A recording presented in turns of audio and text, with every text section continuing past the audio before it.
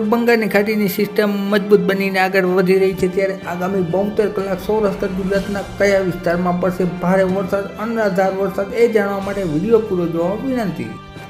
તારીખ 2 અને શુક્રવારના તાજા હવામાન સમાચાર જોઈએ તો વરસાદનું જોર જૂનાગઢના વિસ્તારમાં સાથે સાથે પોરબંદરના વિસ્તારમાં, આ ઉપરાંત દક્ષિણની દરિયાઈ પટ્ટીમાં જેમ કે કોડીનાર, ઉના તેમજ દીવ આસપાસના વિસ્તારોમાં છે એ હળવો મધ્યમ વરસાદ જોવા મળશે। સાથે સાથે ઉત્તર ગુજરાતના વિસ્તારોમાં પાલનપુરમાં, મહેસાણામાં, આ ઉપરાંત અમદાવાદ અને ત્યારબાદ દાહોદ વિસ્તારમાં છે એ હળવો મધ્યમ વરસાદ જોવા મળશે। આ ઉપરાંત વડોદરાથી પૂર્વના વિસ્તારોમાં, છોટાઉદેપુરમાં, પંચમહાલમાં તેમજ સાથે સાથે સુરત, વલસાડ, નવસારી, વાપી તેમજ નર્મદા જિલ્લામાં રાત્રે ગાળા સમય દરમિયાન છે એ હળવો મધ્યમ વરસાદ જોવા મળશે। ત્યારબાદ વાત કરીશું આપણે 3 તારીખની, તો 3 તારીખના રોજ સૌરાષ્ટ્ર ગુજરાતમાં વરસાદનું જોર વધશે, જેમાં દક્ષિણ ગુજરાતમાં સુરત, નવસારી, આ ઉપરાંત ભરૂચ વિસ્તારમાં, સાથે સાથે વાત કરીએ તો વલસાડમાં તેમજ સેલવાસમાં, આ ઉપરાંત વાપીમાં અને ત્યારબાદ વાત કરીએ તો મધ્ય ગુજરાતની વડોદરા વિસ્તારોમાં, સાથે સાથે વાત કરીએ તો ભાવનગર વિસ્તારમાં, જેમાં બોટાદ વિસ્તારોમાં છે,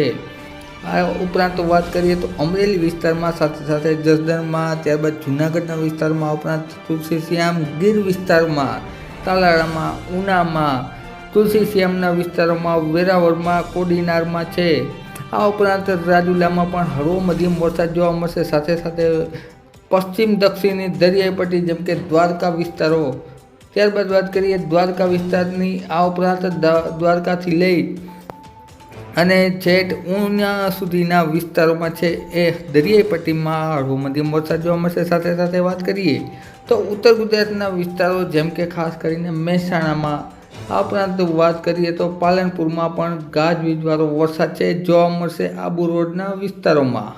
ત્યારબાદ આપણે આગળની વાત કરીશું તો આગળના દિવસોમાં ખાસ કરીને 4 ઓગસ્ટના રોજ કેવું વાતાવરણ જોવા મળશે સૌરાષ્ટ્ર ગુજરાતનું, જેમાં 4 ઓગસ્ટના રોજ સિસ્ટમની મુખ્ય અસર જોવા મળશે, જેમાં ખાસ કરીને ઉત્તર ગુજરાતના વિસ્તારમાં ગાજવીજ સાથે ભયંકર વરસાદ જોવા મળશે, જેમાં મહેસાણા, અમદાવાદ, આ ઉપરાંત વાત કરીએ થરાદ વિસ્તારમાં તેમજ સાથે સાથે સાબરકાંઠાના વિસ્તારમાં, અરવલ્લીમાં, દાહોદમાં પણ વરસાદ જોવા મળશે। મિત્રો, ગાજવીજ સાથે વરસાદ દાહોદ વિસ્તારોમાં પણ જોવા મળશે। ત્યારબાદ વાત કરીએ તો જૂનાગઢના વિસ્તારોમાં, આ ઉપરાંત ભાવનગરથી બોટાદના વિસ્તારોમાં તેમજ ધંધુકાના વિસ્તારોમાં છે, બરવાળા વિસ્તારમાં છે એક ગાજવીજવાળો વરસાદ રાણપુરમાં, બોટાદમાં જોવા મળશે। આ ઉપરાંત ચોટીલાના વિસ્તારોમાં પણ ગાજવીજવાળો વરસાદ જોવા મળશે। ત્યારબાદ આપણે વાત કરીશું તારીખ 5ની, તો 5 તારીખના રોજ વરસાદનું જોર છે એ થોડું વિસ્તારમાં ઘટશે, પરંતુ બપોર બાદ છે એ ફરીથી દક્ષિણની દરિયાઈ પટ્ટીમાં, સૌરાષ્ટ્રના દ્વારકાથી લઈ અને દીવ સુધીના દરિયાઈ પટ્ટીમાં ઝાપટાનું પ્રમાણ વધશે, જેમાં મધ્ય સૌરાષ્ટ્રમાં પણ રાજકોટ તેમજ ગોંડલ તેમજ જસદણ વિસ્તારમાં, ઉપરાંત અમરેલીમાં, જૂનાગઢમાં પણ